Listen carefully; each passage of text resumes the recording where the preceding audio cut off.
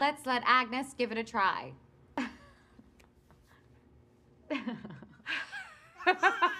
What's going on, streamers? And this is the WandaVision Episode 5 Breakdown.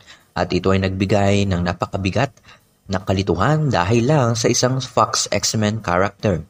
Balikan po natin muli ito shot by shot.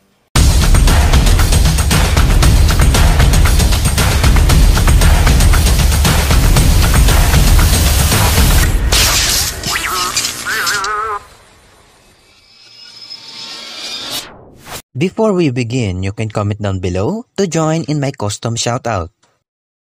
Patuloy pa rin kinukontrol ni Wanda ang Hex sa Westview at pansin na rin natin ang ilang glitch na kulay pula sa iba't ibang bahagi ng episode na ito. Nangangahulugang medyo nagiging unstable na ang Westview. Habang umiiyak ang sanggol na sina Tommy at Billy, narito na naman si Agnes. Sa totoo lang, hindi naman talaga nasa ilalim ng kontrol ni Wanda si Agnes. Nagkukunwari lang siya upang makuha ang loob ni Wanda at biglang naglaho ang magkapatid at bigla silang sumulpot at ang edad na nila ay 5 taon.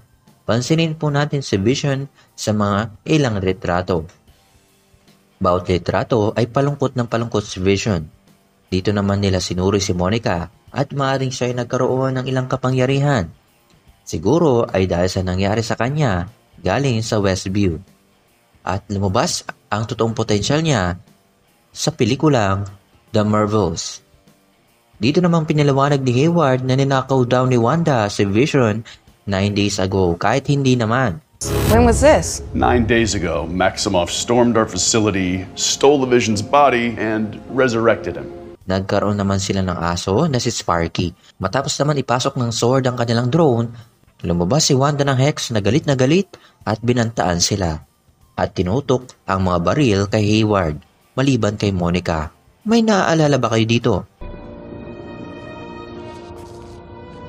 You Homo sapiens and your Si Wanda at Pietro sa Marvel Comics, sila po ay anak ni Magneto. Siguro hindi lang nila inadapt dito.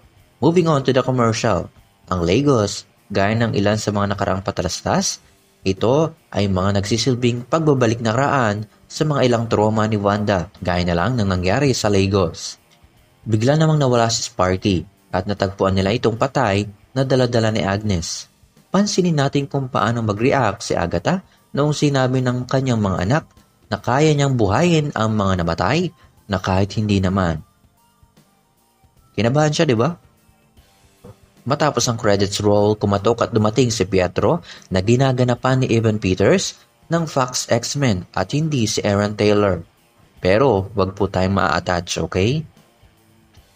Anyway, yan po ang ilan sa mga nakita ko sa episode na ito. Samahan niyo muli ako sa WandaVision Episode 6. Tandaan po natin na ito po ay repost lamang na galing po sa luma ko pong channel. Nagsha-shoutout din po ako, just comment down below. Feel free to suggest and request. Kita-kita tayo sa susunod.